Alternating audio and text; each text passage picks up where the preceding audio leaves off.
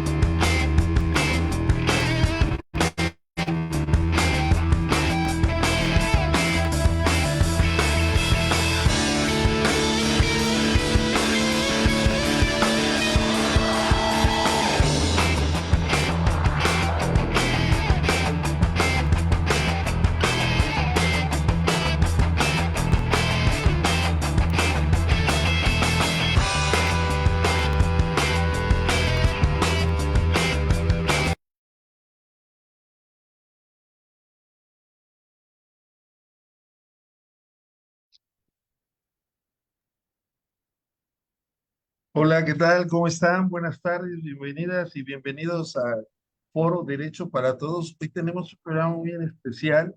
Tenemos una invitada experta en derecho familiar, miembro del Colegio de Abogados Procesalistas Latinoamericanos y destacada jurista a nivel nacional e internacional. Me refiero a la doctora Lorena Denise Trinidad y hemos elegido un tema que versa sobre la vida en los juzgados, porque ella se ha desempeñado como juzgadora ya desde hace algún tiempo. Me voy a permitir leer rápidamente parte de su hoja de vida, ¿no? Un momentito. Eh,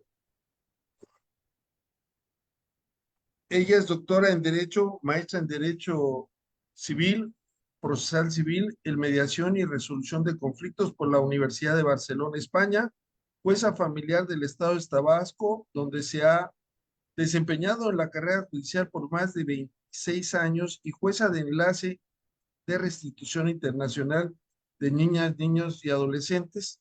Es catedrática en diversas universidades públicas y privadas, especializada en temas de derechos humanos en la UNICEF, en la Suprema Corte de Justicia de la Nación, en la Comisión Interamericana de Derechos Humanos, coautora de diversos artículos y libros y miembro o integrante de diversos colegios y barras de abogados. Estimada doctora, bienvenida, qué gusto saludarla. Hola, muchas gracias. El gusto es mío, doctor Lascano, como siempre. Doctor Hugo Carrasco, ya lo veo por ahí. ¿Cómo estamos? Saludos, buenas tardes a todos y todas, y sobre todo saludos a quien nos sintonizan en este momento y segura estoy que si no lo están haciendo en este momento, lo harán después. Qué bueno. Bueno, hemos estado platicando sobre la reforma al Poder Judicial que se encuentra en construcción.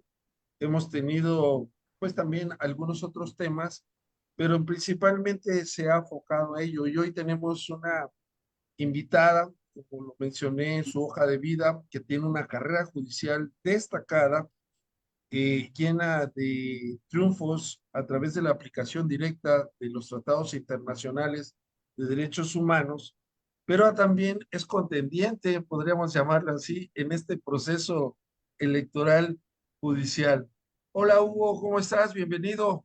Muy bien, gracias, Alfonso. Muy feliz de estar aquí con Lorena, nuestra destacada entrevistada del día de hoy y para un día más de TVLX. Perfecto. Eh, ¿Cómo sería o cómo nos podría describir, doctora Lorena, lo que es la vida en un juzgado?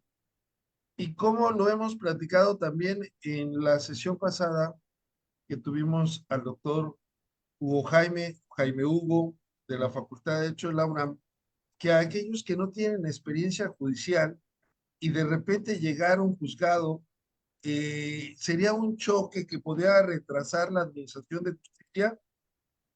¿Qué piensa al respecto, doctora? Pues mire, ¿cómo es un día en el juzgado? Pareciera la pregunta que le hago siempre a los niños en las escuchas y que le preguntamos precisamente, desde que te levantas, ¿qué haces? Y así se lo voy a explicar. Pues llego al juzgado y lo primero que hago es saber a qué me voy a enfrentar. Entonces me dicen cuál es la agenda del juzgado y me señalan qué audiencias y me dan cuenta con cada audiencia. En un juzgado se llevan un sinnúmero de audiencias en el día, todas están programadas.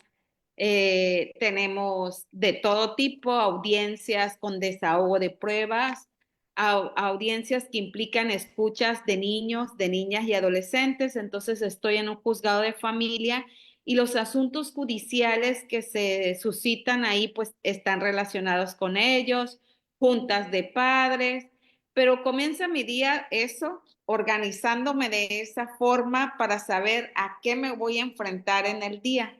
Después reviso todas las demandas que son los escritos, las peticiones que se pudieran hacerse y que llegaron el día anterior. ¿Con qué efecto se revisan todas las demandas? Y se me da también cuenta de ello porque dictamos medidas de protección.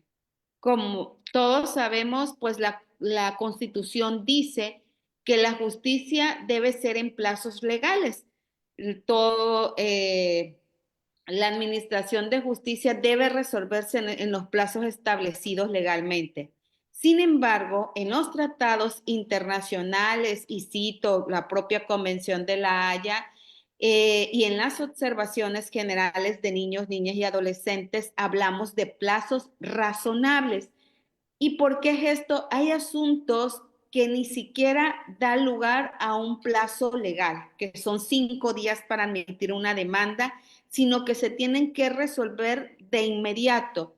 Medidas de protección y provisionales que tienen que dictarse porque en la espera de pues pudiera surgir algo en contra de alguna persona o de alguna persona vulnerable, un niño, niña, adolescente, una persona con discapacidad.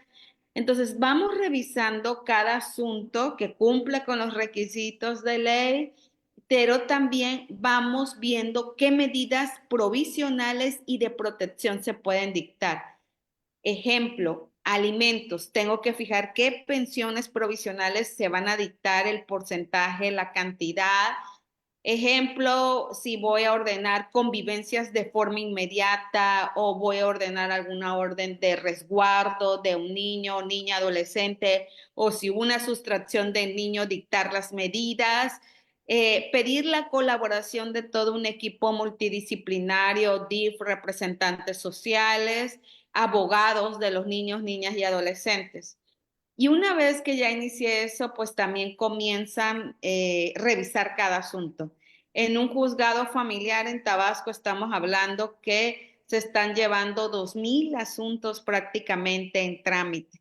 Entonces, empieza el día así, organizándome, viendo cuáles van a ser las demandas, firmando lo que está en el proceso y todo tipo de acuerdos, promociones, revisando sentencias y al mismo tiempo acudiendo al desahogo de las pruebas.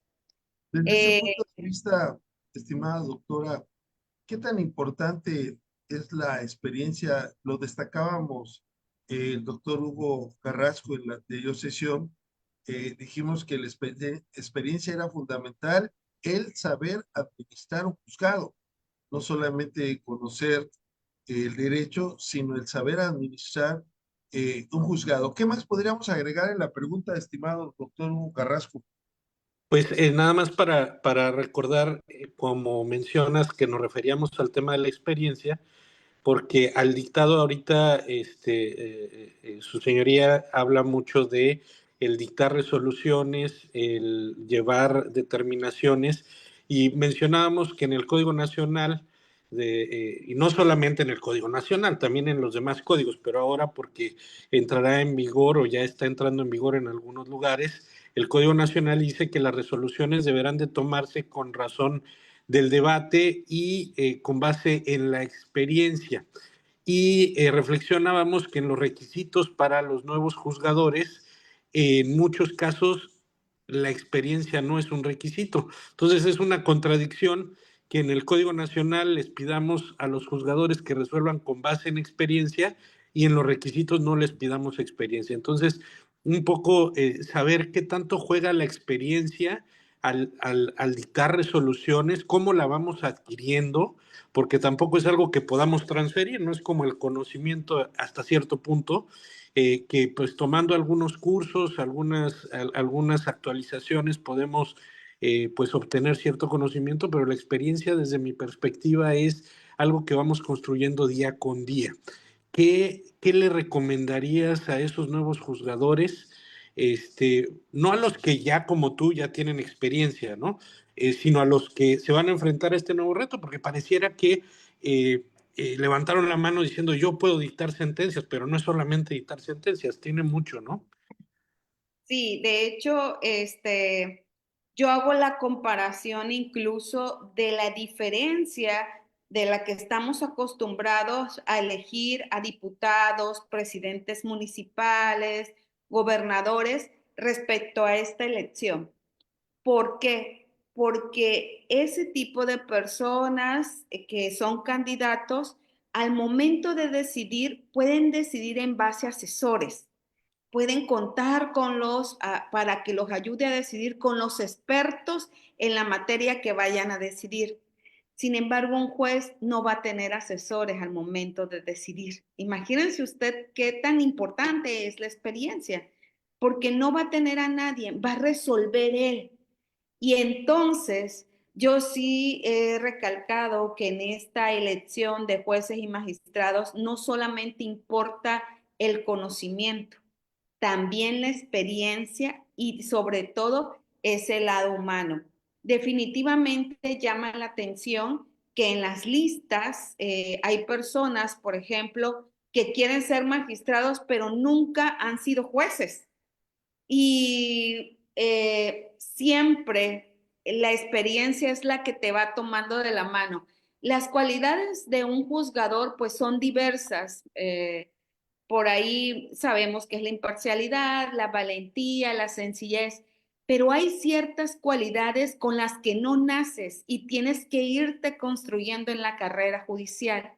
Por ejemplo, la prudencia.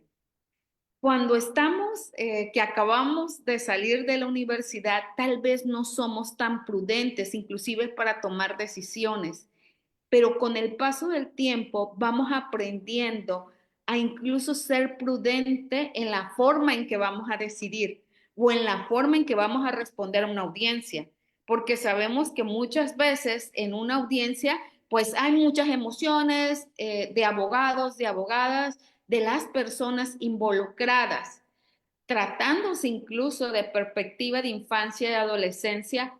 El juez debe tener experiencia en escuchas de infantes. Yo siempre he dicho que cómo es posible que con un examen de conocimiento y donde probablemente te vas a aprender todavía en algunos casos de memoria y nada más resuelves A, B, C, D o contestas A, B, C, D, ya al día siguiente eres juez.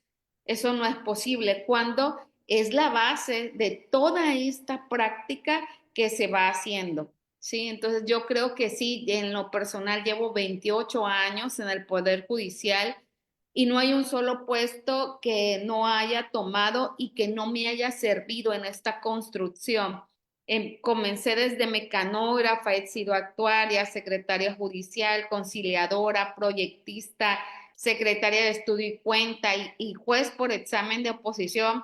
3 veces lo presenté, incluso certificado por Ceneval y después hasta llegar a ser juez y ratificada constitucionalmente.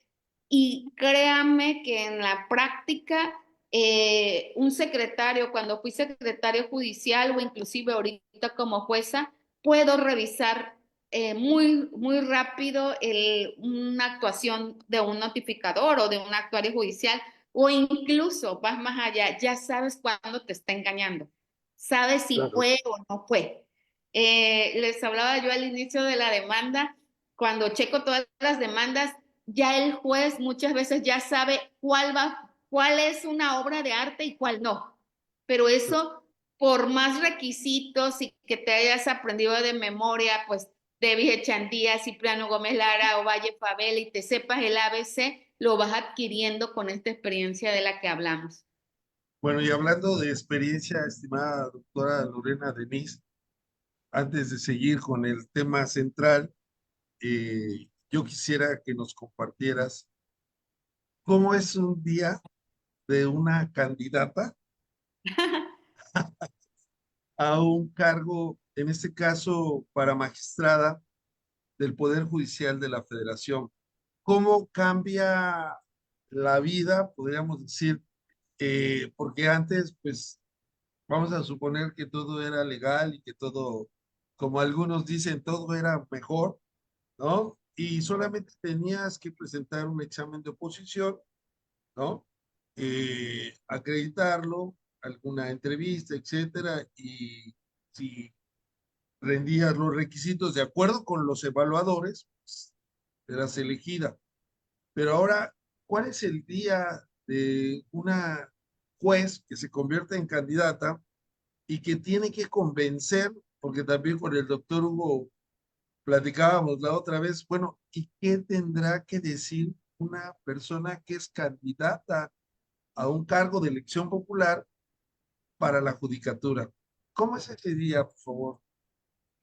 Sí, pues con muchas ganas, con mucho entusiasmo, porque sí se requiere. En lo personal no he dejado la judicatura, como creo que muchos de los candidatos que todavía están. Entonces es una elección donde además hay muchas restricciones.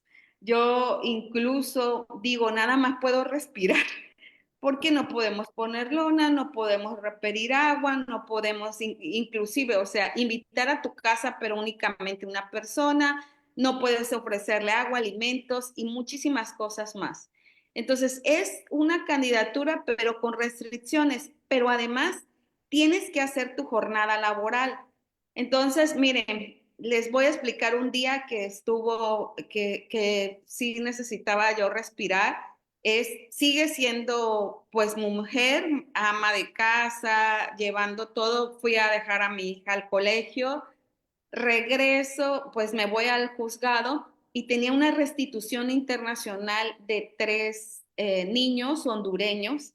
Entonces, imagínense cuando vi en mi escritora, además del mundo de expedientes, el sobre de Secretaría de Relaciones Exteriores y que son procesos que tienen que ser muy ágiles, muy rápidos y donde tengo que, pues, proteger y asegurar que no se vaya a ir o vayan a trasladar a los niños a otro lado. Vamos, ordeno a seguridad pública y era, fíjense ustedes, un centro de migrantes. Entonces, además había otras vulnerabilidades que había que proteger y había que tomar las decisiones, pues además de ágiles, correctas para proteger a todos. Porque imagínense que voy con 2 patrullas de policía y de repente entro a un centro de migrantes. Todos se iban a asustar y eso sí iba a hacer un caos.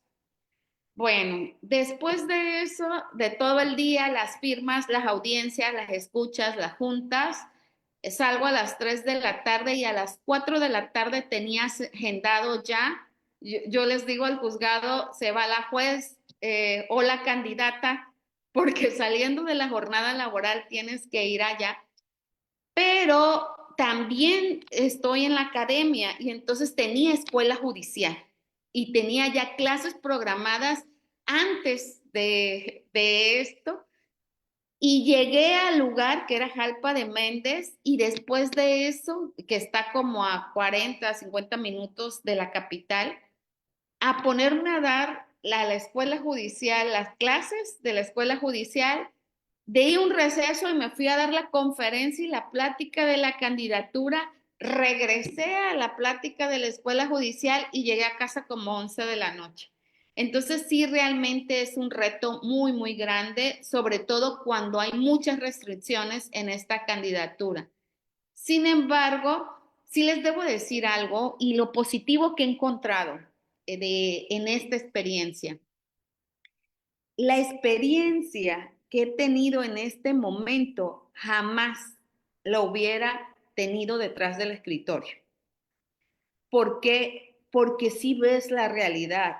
Los expedientes pues no son más que números y papeles. Afuera ves que la gente está cansada, que es cierto que las personas no creen en la justicia, que cuando se dice en el Código Nacional que la justicia es lenta, costosa y discriminatoria y que había que evitar los formalismos procedimentales, lo veo de viva voz de las personas. La gente está cansada que no tengan acceso. Tuve, por ejemplo, platicando con una líder indígena y en su comunidad por usos y costumbres han violado a 17 niñas. Y entonces dice ella, no hay psicólogos, no hay hacia dónde ir, no sé a dónde acudir y quién me pueda ayudar. Y este es nuestro México. Y esa es, creo, de las cosas bondadosas que pudiera decir que sí se puede, que sí pues salir me da otra experiencia definitivamente, ¿no? Y les voy a contar algo que lo he vivido y lo digo con toda honestidad del mundo. Eh, ¿Qué estaba pasando en nuestros países con la elección de juezas y juezas?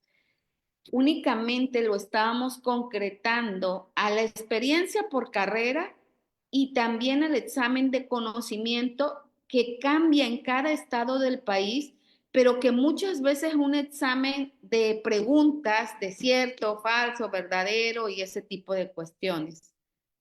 Sin embargo, esta experiencia me ha dado la oportunidad o esta elección de ver otro requisito en los candidatos. ¿Y cuál es? El lado humano. Por más que queramos los candidatos ser quienes no somos, las personas no son un mes o 2 meses de campaña. Las personas son lo que han construido en una vida. Son cómo fueron como jueces. Por ejemplo, ¿qué respaldo tienes de aquel que fue a tocarte la puerta? ¿Estabas accesible? O de plano había jueces que no lo estaban y que ni siquiera conocen quiénes son los abogados de su plaza o de la zona. ¿Cómo eres con tus vecinos? ¿Te conocen? ¿O vivías detrás del escritorio? ¿Sí? Entonces yo creo, incluso con tu familia, que esto también genera, sí, ya sé que es muy cuestionada esta elección, lo sé, pero también genera situaciones de oportunidad para reflexionar qué es, cómo ven la justicia para nuestra sociedad. La academia incluso es para apoyar a que ésta pues cumpla con el objetivo, pero verlo en la realidad es otra cosa. Hoy tuve un encuentro igual en una radio indígena y aprendí a decir buenos días, aprendí a decir que todos queremos una justicia humanizada, innovadora, y ese acercamiento que el juez no tenía, sí vale la pena destacar. Es un baño de realidad. Sí, Recuerdo que el doctor Cipriano Gómez Lara decía que hay que romper las barreras de los libros para ir a lo fáctico, a lo real, que muchas veces la academia está más preocupada en dogmas que en resolver problemas. Y hay algo que a mí me llama la atención y no sé qué pienses, Hugo, lo que decían los romanos desde hace mucho, el derecho nace en el hecho, es decir, el derecho nace en la realidad. Sin embargo, por mucho tiempo, pues hemos estado mirando más a las normas que a los seres humanos. ¿Cómo ves, Hugo, lo que nos acaba de comentar la doctora Lorena? Muy interesante, creo que todo cambio lleva en sí mismo una oportunidad. En algún momento una persona me decía, voy a tomar una decisión, pero no sé si es buena o es mala. Y le decía yo, las decisiones en sí mismas no son buenas ni malas, sino lo que uno hace con ellas. En realidad, este cambio podemos coincidir o no en la forma, el método, pero coincido contigo que es una oportunidad y siempre en esos cambios hay que ver qué podemos mejorar. Dentro de todo este cambio, qué habilidades y qué oportunidades ves? Porque eh, así como tú has salido y has visto lo que nos has narrado, en el ámbito del juzgador, qué habilidades blandas, ya no hablemos de conocimiento y experiencia, qué habilidades blandas consideras que los jueces deben de tener en esta nueva época que vamos a vivir? creo yo que el razonamiento, o sea, la forma de pensar o incluso de que estamos formando a nuestros abogados debe ser distinta. Debemos hacer una justicia que realmente sea eficaz. Y yo creo que ahí sí partimos a lo que el pensamiento de la Corte ha tenido en el sentido de que pasamos de una justicia que era totalmente positivista y si no está escrito en la ley, pues no es derecho, a una justicia que sea pegada a la realidad. Yo incluso citaba ejemplos como pues realmente el código establece matrimonio y establece concubinato, pero en nuestra sociedad había relaciones que no eran ni matrimonio y concubinato, y sí existía esta solidaridad, afecto, ayuda mutua, sí la hay. Entonces, creo que esto es lo que puede servir para nosotros. No sé realmente hasta dónde va a llegar. Yo les digo, las reglas fueron muy rápido. Yo apenas acaban de cambiarme hasta el color que me correspondía. No tengo idea, y se los digo así, son palabras que voy aprendiendo, estructuras, coordinación, marketing político, operadores, avanzadas, o sea, se los juro que no tenía idea. De hecho, cuando hice un inicio de campaña, porque porque de la barra de abogadas de aquí de Tabasco me refirió, oye, Lore, ¿a qué horas es tu inicio de campaña para que podamos estar? Y yo me quedo, hay que hacer inicio de campaña. O sea, no tenía idea, ¿no? Pero ahí voy aprendiendo y voy aprendiendo rápido, pero nos lleva incluso a un nuevo pensamiento que de verdad que ojalá todos los académicos pusiéramos atención en ello. ¿Por qué? Porque no es el mismo abogado que, oye, aquí está, y en su momento el propio juez nos decían, el juez tiene que estar en su soledad, tiene que ser aislado de todo. Y ahora el juez no está en soledad. El juez tiene que estar cercana a las personas. Es un cambio total. Inclusive habilidades para manejar redes, para hablar en video. Yo he visto, creo que ahí sí va cada quien y la personalidad de cada uno. Hemos visto TikTok, pero lo cierto es que es como mostrar que los jueces, los magistrados, no estamos alejados o no somos esa persona que creíamos que estaba acá, sino que somos seres humanos como cualquier otro y que pueden tener acceso para hacer, no para juzgar con parcialidad, sino para acercarse y decir, oye, fíjate que aquí estoy y tengo este problema, y por lo menos esa persona se siente escuchada. Por ahí nos referían, ¿qué le ofreces? Y yo les digo, pues no le puedo ofrecer tejas ni pavimentar una calle, pero sí le puedo ofrecer que voy a dar lo mejor de mí en el lugar donde yo me encuentre. Y hay algo importante que creo que a todos los estudiantes le pudiera servir. Lo que va uno construyendo a lo largo de la vida es lo que uno es. A veces hay muchos candidatos que seguramente tienen muchos posgrados, maestrías, doctorado, pero no lo estudiaron pensando en que iban a ganar más. Lo estudiaron pensando que podían servir mejor. Y todo esto suma y cuenta. Me decían, van a empezar aquí las candidaturas locales, y yo les dije, pues mucha suerte y todo, pero les doy mis 5 cosas, consejos que en una semana y media he aprendido. Y en una de ellas es, no seas quien no eres. Uno ya es quien es. No sean alguien diferente, sean ustedes mismos. Somos operadores jurídicos y hemos administrado justicia. Que eso no se pierda y que veamos que cada decisión puede impactar en tu comunidad, no nada más en la vida de una persona, sino que impacta en tu comunidad.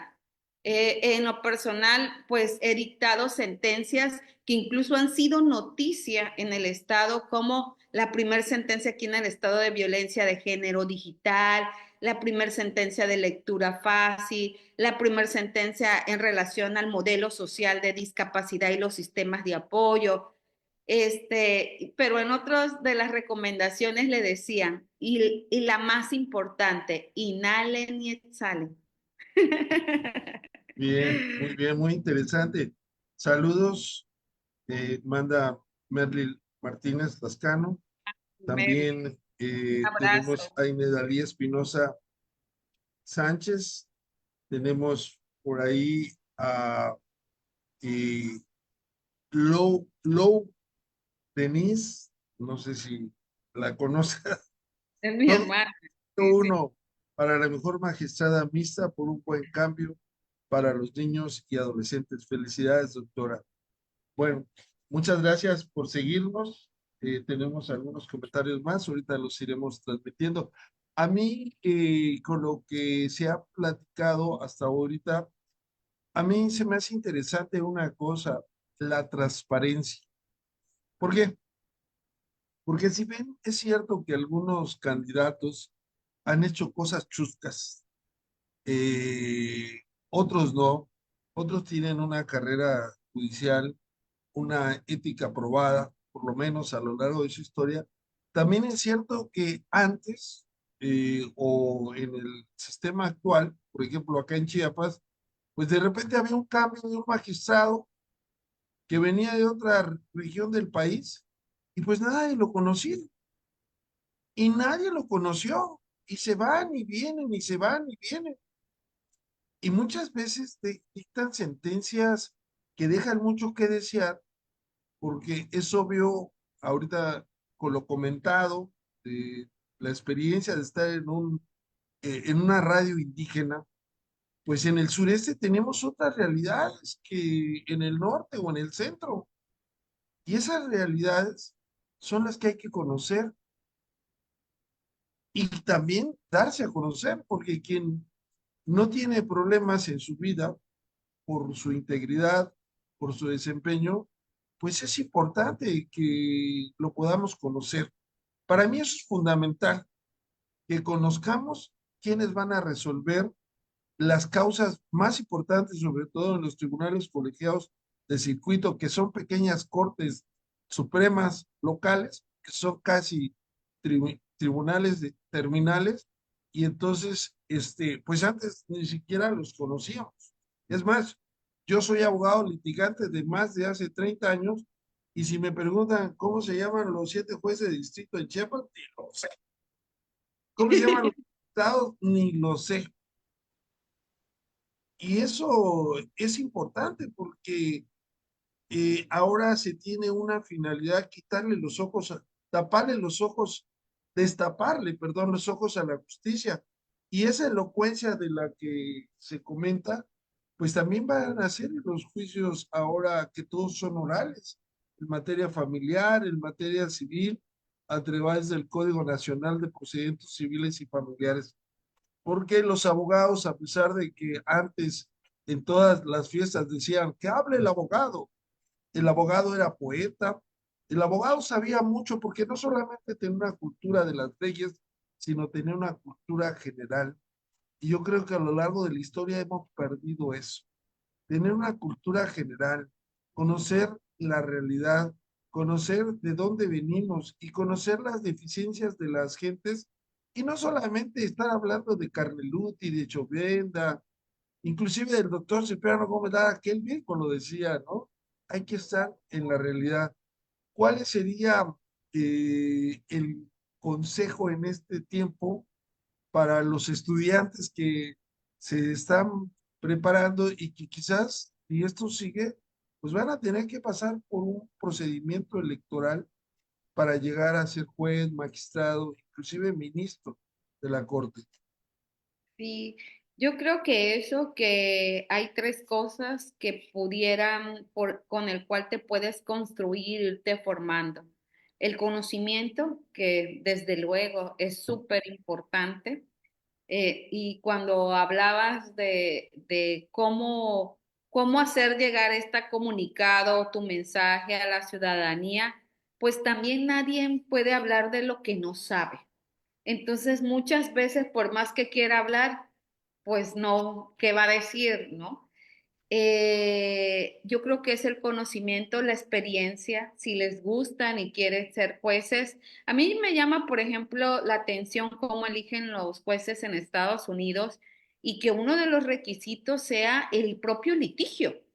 ¿Por qué? Porque el litigio, el litigante piensa, razona, no es nada más A, B, C, ¿no?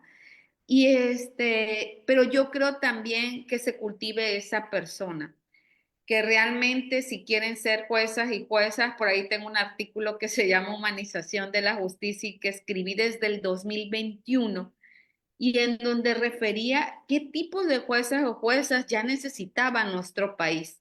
Y es precisamente aquel que cuando existe esa incertidumbre entre A, B, pues refiera a la C y sea que haga realmente justicia. No podemos seguir en lo cuadrado, sino que debemos ir más allá y también a esta justicia adaptada, donde encuentro un México que es muy diverso, que todas las personas tienen una diversidad y que merecen una justicia que se adapte a esta diversidad y a estas circunstancias de caso concreto, la verdad.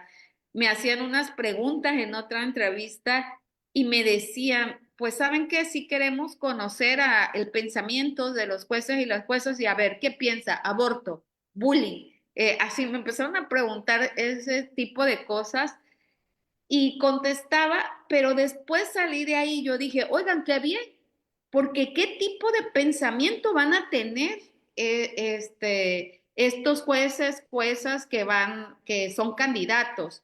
Por ahí vi a alguien, lo escuché el otro día, no voy a decir su nombre, pero escuché el otro día a alguien que está para disciplina, para el Tribunal de Disciplina. Y yo le preguntaba algo, fíjese, me acordaba yo de usted, es más, lo pregunté en atención a usted, doctor Lascana, porque le preguntaba yo qué va a hacer el consejo, el Tribunal de Disciplina cuando un juez, una juez, un magistrado aplique convencionalidad. Esa es una muy buena pregunta, o sea, ¿qué tribunal de disciplina quiero? Y me dijo, no aplicar la convencionalidad, se debe ajustar a tal, y pues ya te va dando, ¿sí? Oye, voto por ti o no voto, ¿no? No, es No, en serio. inclusive estaba leyendo unos cuadernos que publicó la Suprema Corte de Justicia de la Nación y estos cuadernos incitan al control difuso de convencionalidad y reconocen la deficiencia en el personal de la judicatura por no estar preparados con lo más novedoso. En última instancia es protección de derechos humanos. ¿Qué piensas, estimado Hugo, al respecto? Pues muy delicado que se pronuncie diciendo que no se inclina por la aplicación de la convencionalidad, porque pues es algo que hemos venido construyendo durante mucho tiempo y un sistema que tiene muchos, como todo es perfectible, pero que nos ha dado muchos avances en la impartición de justicia y ha sido un cartabón para poder resolver muchas cosas. A mí me gustaría también preguntarte, Lorena, en el nuevo Código Nacional también vienen otras habilidades, eh, no digo que sean ajenas, pero que se van a incorporar o supuestamente se van a incorporar con mayor énfasis. Toda la parte de justicia digital, el metaverso, el blockchain, incluso ya en el Código Nacional, que yo en principio en materia procesal es de los primeros que veo que tienen definiciones de metaverso, de cadena de bloques y de muchas otras definiciones.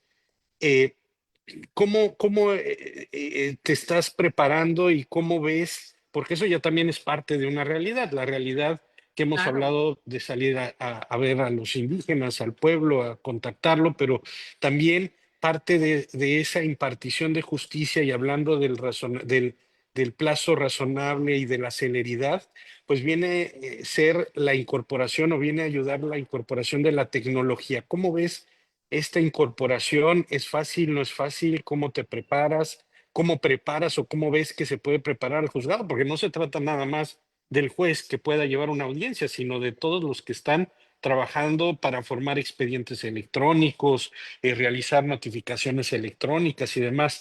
¿Cómo es esa realidad en el juzgado o cómo la ves hacia el futuro, pero ya no tan lejano, ¿no? Sino muy próximo? Pues en el futuro yo ya me vi con mi avatar. Ya me imaginé, incluso pues ya hubo un juicio en el metaverso en Colombia. Entonces, cuando lo vi, yo dije, sí soy, sí me veo ahí, en el metaverso. Pero la realidad es que cada tribunal y cada estado del país, de acuerdo a lo que le quiere invertir, va a ser esa tecnología, ¿no? Le quiere o le puede invertir. Pero, ¿qué es lo que necesitamos? Ser creativos. Muchas veces la tecnología ahí está y puede estar en nuestras manos, pero seguimos con las telarañas o formados de forma cuadrada. Y voy a darles el mismo ejemplo del juicio de restitución, donde incluso pues lo resolvimos de que me decían, oye, no hay transporte, no hay alimentos, no tiene dinero la persona para llevarlos a su lugar de origen. ¿Cómo le hacemos? Mire, se han de haber ordenado quizá como 15 oficios de cooperación y ninguno de ellos fue en papel. Todos fueron entregados en correo electrónico.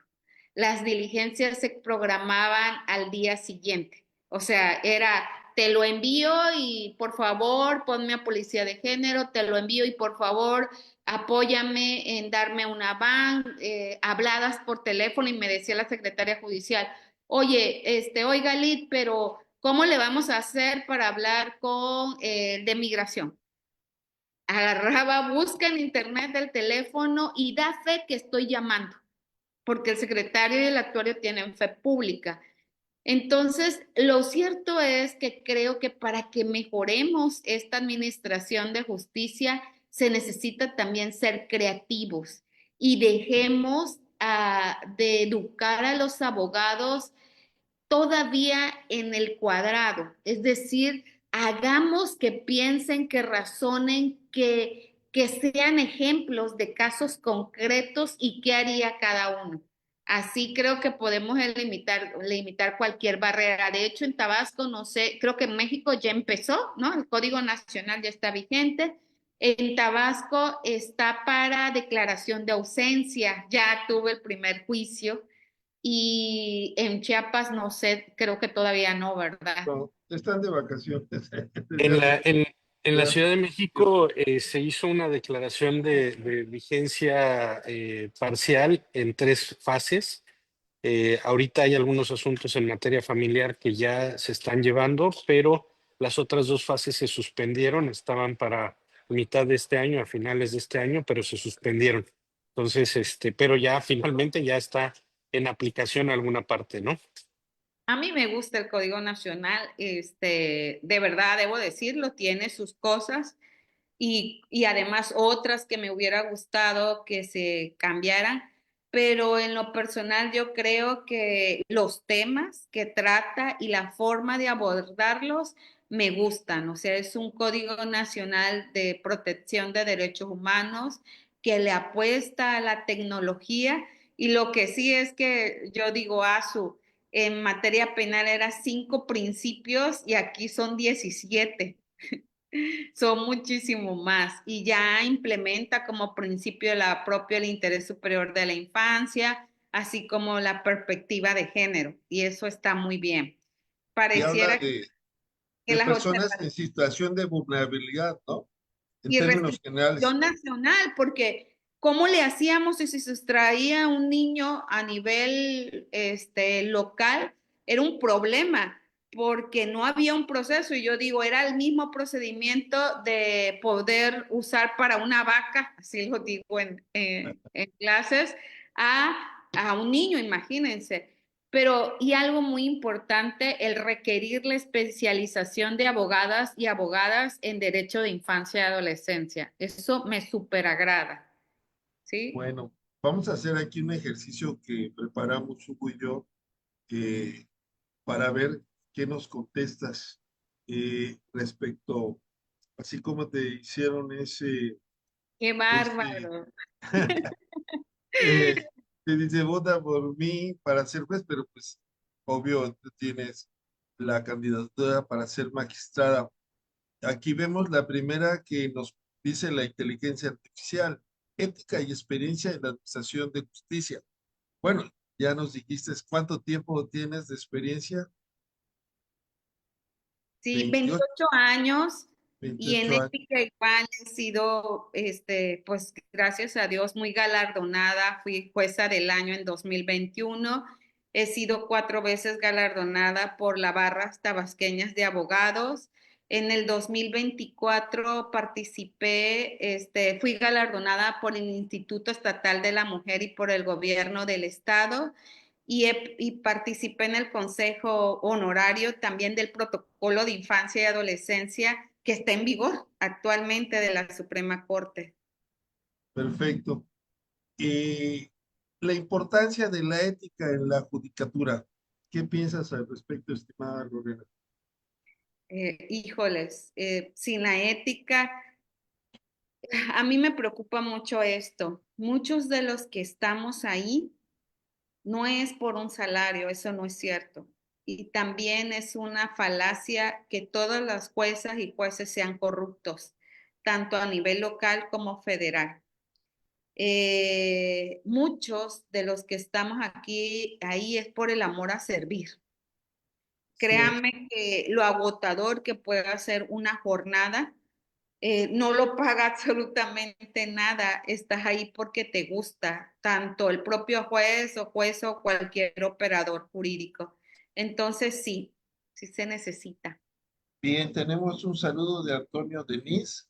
Buenas tardes, ánimo. Y Denis, buenas tardes, si se puede 01. Bueno, aquí una de las cuestiones de la imparcialidad que se cuestiona pues, a este proceso electoral es que decían, bueno, ya todos los jueces van a ser de la cuarta T. Yo pregunto, eh, ¿cómo ves esa crítica respecto a este proceso? Fíjese que me pasó algo, hay un lugar que se llama Paraíso Tabasco. Y cuando hicimos una reunión, llegaron diversas personas y me decía uno de los abogados, oiga, usted logró lo que nadie había logrado en años. Y yo, ¿qué logré? Me dice, que esté el dirigente del Partido Verde, el de Movimiento Social, el de Morena y el del PRI juntos. Y sí, efectivamente no se saludaban y se saludaron y están conociendo quiénes son los candidatos, se acercan a conocer quiénes son los candidatos. Es decir, esto, y creo que esta es ojalá no se pierda, ojalá no se corrompa, ojalá sí sea una elección transparente, porque es totalmente apartidista. Cuando yo voy y salgo a los lugares, eh, realmente me preguntan, ¿y de qué partido eres? E incluso ellos mismos responden, esto no es de ningún partido. La boleta no tiene una insignia de un partido, ni siquiera tiene tu imagen, ni siquiera es la misma X. Viene únicamente el apellido y un número y un color. Perfecto. Uno de los más críticos a este sistema es el doctor Hugo Carrasco Solé. No sé si quieras formularle una pregunta al respecto, Hugo. Bueno, soy crítico en la medida que siempre he pensado que las habilidades de un juez para poder llegar a la posición pues, deben de ser más basadas en la capacidad, en los méritos, en el trabajo, en la carrera judicial, más que la votación. A mí me parece que el tema de la democracia se ve en la impartición de justicia, no en las urnas, porque un juez, desde mi perspectiva, tiene habilidades muy distintas a las que un legislador y un contendiente al Poder Ejecutivo puede tener, que pudiéramos enfrascar en una sola palabra, habilidades políticas, No hay. y para impartir justicia me parece que no son indispensables esas habilidades. Claro que todo, como lo mencionamos, todo cambio, toda modificación, hay oportunidades de crecimiento.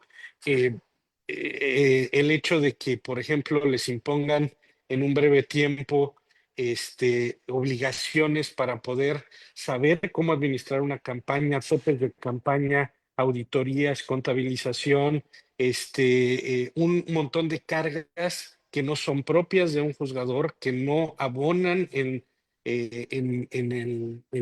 las habilidades del juzgador y sí los colocan en una zona de riesgo muy grande. Porque si todavía hubiera existido un tiempo para que se prepararan, para que pudieran tener asesores, tener topes de campaña razonables y reglas razonables, otra cosa sería. Soy crítico en el sentido de que desde mi perspectiva, un juez, y siempre lo diré, ya estamos en este proceso y no es el motivo de esta charla, pero ahora que lo comenta Alfonso, sí soy crítico porque para mí el método de elección, el método de administración que se está imponiendo no es el apropiado. Para mí era perfectible el otro sistema, estamos cambiando, ya no voy a abogar porque se quede el otro sistema, tenemos que andar en este y pues desde luego buscar que nuestros juzgadores, yo creo que es muy importante que los que ya estaban pugnen por estar otra vez y pues se ganen el voto. Ojalá sea un voto transparente, que no haya corporativismos, que no haya partidos, que sí sea esa cercanía de los juzgadores y de los candidatos los que pues convoquen a la ciudadanía. Y otra, ya veremos si es razonable invertir tanto dinero respecto de la votación que va a haber, porque el índice, a mí me parece, lo digo desde luego desde antes, me parece que el porcentaje de personas que van a ir a votar va a ser muy pequeño y la inversión que se está haciendo es mayúscula. Veamos si eso también es razonable, hablando de cuestiones razonables. Muy Sí, bien, muy claro. interesante. Quiero decirles que pues, yo también soy crítico, pero soy un poco más, pues soñador, vamos a llamarle así, porque inclusive en el programa pasado platicábamos en lo que entran y salen, en lo que entran los nuevos jueces, salen los anteriores, pues ahí hay que ver cómo se va a llevar a cabo. Ahora, tocó un tema muy interesante el doctor Hugo Carrasco, el financiamiento. ¿Nos puedes platicar algo del financiamiento, si eres tan amable? Nada más Oye, para, para saber. te lo voy a poner como un emoji, la carita y una lagrimita. Bueno, pues ya Y si lo viéramos, no nos dieron nada. sí, perdón, Denise, si lo viéramos, es algo injusto, porque a todas esas auditorías, manejos de presupuesto, hay estructuras dentro de los partidos y dentro de los órganos para poder contabilizar y vigilar y ver que un candidato cuando está de candidato en realidad sí es responsable, desde luego, pero en la estructura hay personas específicas para el manejo del presupuesto, para que no se caigan en ilegalidades y ustedes tienen que hacerlo absolutamente todo y son responsables de todo. A mí me parece una carga injusta y además inapropiada.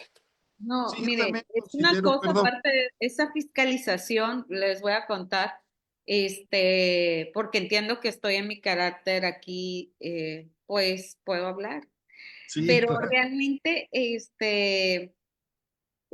llegas a un lugar y están las personas del INE. Honestamente, a lo mejor a alguien que es candidato no le sorprende, pero a mí sí. De repente estoy en un mercado público y se ponen los chalecos y ahí andaban y, oye, ¿qué estás haciendo? O sea, como si fuera algo malo y estás tratando de dar a conocer a la población que hay una elección el 1 de junio, porque no todos sabemos en todas las regiones ni que hay una elección y mucho menos lo que implica esa elección. ¿Sí? Entonces sí es muy, muy complicado hasta por ejemplo, los volantes que tienen que ser autorizados, empresas autorizadas por el INE, que tienen que ser en papel biodegradable o reciclable. Entonces, que nadie te puede dar una lona, que no puedes usar lona, que nadie te pueda apoyar con volantes. Entonces, todo es de tu dinero y generalmente los jueces y jueces no es que ganen el mundo de dinero, por lo menos los locales viven al día y de repente sí tienes la incertidumbre entre pagar la mensualidad del colegio de tus hijos o aportarlo a la campaña. O sea, muy complicado, algo que no tenías ni previsto ni esperado. Hay otra injusticia, que me digan qué candidato a legislador, a senador, a presidencia de la República tiene la obligación de aportar a su campaña dinero propio. Sí. Y Ningún- aparte de la forma en que te lo ninguno, fiscalizan, pues sí es tu dinero, pero bueno, esas son ninguno, las reglas del claro. juego. Pero Esas también son las reglas. yo Creo que pensaba, pueden mejorarse, honestamente, y ojalá, porque nadie va a conocer así, o sea, por más que en redes llenes las cosas en redes y personas de buena voluntad te quieran compartir cómo llegas al mundo de población que existe en nuestro país. Es una realidad la realidad, el número de personas que están en y no somos todos los que estamos en las redes ni lo seremos. Pues ha sido una plática muy interesante, Lorena, la verdad, conocer tu perfil y saber cómo piensas ha sido muy enriquecedor. Muchas gracias. Es un honor estar con ambos. La verdad que los admiro, los quiero, los respeto y creo que un plus que me ha dado esto es igual el amor que le tengo a la academia y cómo sirve. O sea, no nada más estaba en lo jurisdiccional, sino también ese plus me ayuda muchísimo. muy bien, ¿cuál sería la conclusión de este programa donde hemos abordado muchas temáticas que debe tener un futuro juez, un futuro magistrado, un futuro ministro en el país? Porque también hay que ver que lo que mencionaba el doctor Hugo, que no solamente es el cambio en la designación de los miembros del Poder Judicial de la Federación, también es el cambio en las matrices jurídicas de trabajo, como es el Código Nacional de Procedimientos Civiles y Familiares en esta área, pues, en estas áreas, pero también la convencionalidad. ¿Qué se requeriría? Sería, como dice Ronald de Working, un juez Hércules, Yo creo que ¿no? más que un juez Hércules, somos la generación que aprendió, desaprendió y está volviendo a aprender, incluso Muy a bien. conocer nuevas habilidades que ni sabías que tenías. Bueno, vamos a compartir aquí virtualmente un reconocimiento, como siempre lo hacemos, por su contribución al foro Derecho para Todos, que la idea es pues llegar a todos, no solamente a los abogados, a los juristas, a los académicos, sino promover la ciencia en todos los ámbitos, la ciencia jurídica eh, para toda la población en general. Sí.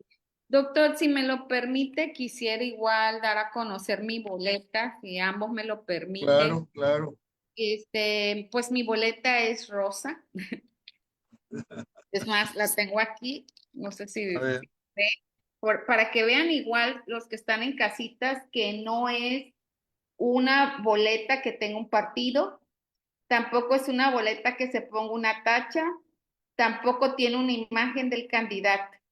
Mi número es la boleta rosa de magistrado de circuito y mi número es 01. Se ve, creo, al revés. Y viene por apellido, Denis Trinidad Lorena, pero es muy diferente a como estamos acostumbrados.